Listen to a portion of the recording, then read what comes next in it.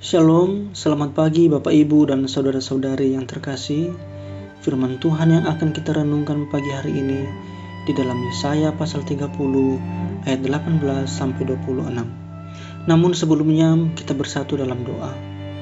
Bapa di sorga, dalam nama Tuhan kami Yesus Kristus, terima kasih untuk kesempatan pagi hari ini. Tuhan masih memberikan kami waktu untuk bersama-sama merenungkan firman-Mu. Kami memohon pimpinan-Mu Tuhan, biarlah melalui firman-Mu yang sebentar kami akan renungkan, kami bisa memahami, mengerti, terlebih mau memaknainya dalam kehidupan kami. Berkatilah waktu ini di dalam nama Tuhan kami Yesus Kristus kami berdoa. Amin. Firman Tuhan berbunyi demikian. Sebab itu Tuhan menanti-nantikan saatnya hendak menunjukkan kasih-Nya kepada kamu. Sebab itu Ia bangkit hendak menyayangi kamu. Sebab Tuhan adalah Allah yang adil. Berbahagialah semua orang yang menanti-nantikan Dia. Sungguh, hai bangsa di Sion yang diam di Yerusalem, engkau tidak akan terus menangis. Tentulah Tuhan akan mengasihi engkau apabila engkau berseru-seru. Pada saat Ia mendengar teriakmu, Ia akan menjawab. Dan walaupun Tuhan memberi kamu roti dan air serba sedikit, namun pengajarmu tidak akan menyembunyikan diri lagi, tetapi matamu akan terus melihat Dia. Dan telingamu akan mendengar perkataan ini dari belakangmu. Inilah jalan, berjalanlah mengikutinya.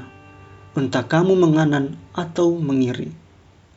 Engkau akan menganggap najis patung-patung yang disalut dengan perak atau dilapis dengan emas. Engkau akan membuangnya seperti kain cemar sambil berkata kepadanya, keluarlah. Lalu Tuhan akan memberikan hujan bagi benih yang baru kamu taburkan di ladangmu. Dan dari hasil tanah itu, kamu akan makan roti yang lezat dan berlimpah-limpah. Pada waktu itu, ternakmu akan makan rumput di padang rumput yang luas. Sapi-sapi dan keledai-keledai yang mengerjakan tanah akan memakan makanan campuran yang sedap, yang sudah ditampi dan diayak. Dari setiap gunung yang tinggi dan dari setiap bukit yang menjulang, akan memancar sungai-sungai pada hari pembunuhan yang besar, apabila menara-menara runtuh. Maka terang bulan purnama akan seperti terang matahari terik, dan terang matahari terik akan 7 kali ganda, yaitu seperti terangnya 7 hari pada waktu Tuhan membalut luka umat-Nya dan menyembuhkan bekas pukulan. Bapak, Ibu, dan saudara-saudari yang terkasih, yang menjadi tema perenungan kita pada pagi hari ini adalah Tuhan siap menopang. Dalam menempuh perjalanan hidup ini, kita seringkali dihadapkan pada ujian, tantangan, dan rintangan. Dan tidak bisa dipungkiri, hal itu membuat kita lemah, patah semangat, dan frustasi. Saat berada di situasi sulit seperti itu, terkadang kita baru menyadari bahwa kehadiran Tuhan dan pimpinannya sangat kita butuhkan. Melalui firman-Nya, Tuhan menuntun dan memimpin langkah kita.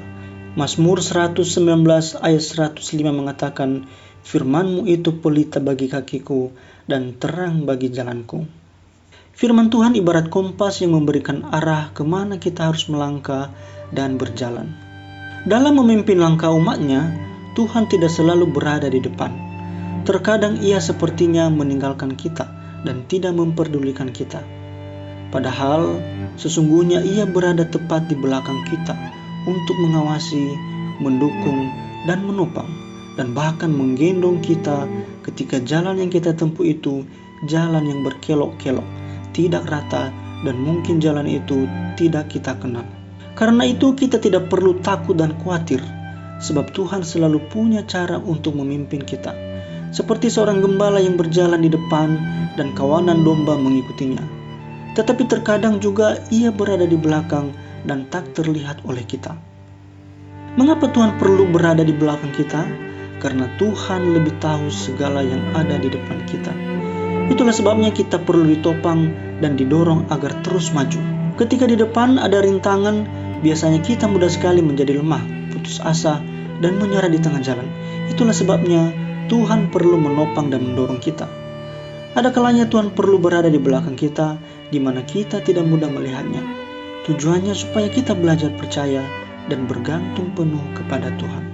Kita jangan seperti Thomas yang baru mau percaya, bila ia sudah melihat bukti secara kasat mata. Tuhan mau kita belajar bergantung sepenuhnya kepadanya. Maksud Tuhan berada di belakang adalah hendak melatih iman kita. Relakanlah diri kita dipimpin oleh Tuhan, sebab hanya Dialah yang tahu jalan yang mana harus kita tempuh. Yang perlu kita ingat bahwa dari sudut manapun Tuhan bisa memimpin. Ia menuntun aku di jalan yang benar oleh karena namanya. Demikian renungan firman Tuhan pagi hari ini. Kita kembali berdoa.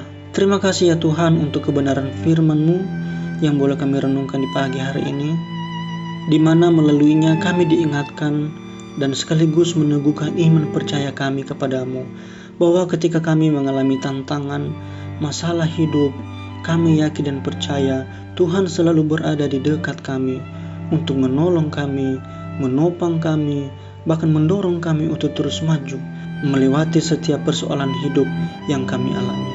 Terima kasih ya Tuhan, ampuni kami jikalau selama ini kami masih memiliki keraguan-raguan, tetapi tolong kami, mampukan kami, supaya seluruh kehidupan kami, seluruh hal-hal yang kami gumulkan dalam kehidupan kami mau yakin dan percaya bahwa Engkau akan menopang kami. Terima kasih ya Tuhan.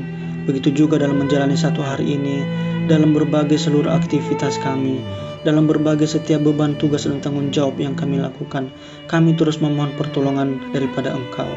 Sebab kami yakin dan percaya ketika kami sungguh-sungguh mengutamakan Tuhan dalam kehidupan kami, mengandalkan Tuhan dalam setiap hal yang kami lakukan, kami pun akan ditolong oleh Tuhan. Terima kasih ya Tuhan, terpujilah nama-Mu, dalam nama Yesus Kristus kami berdoa. Amin.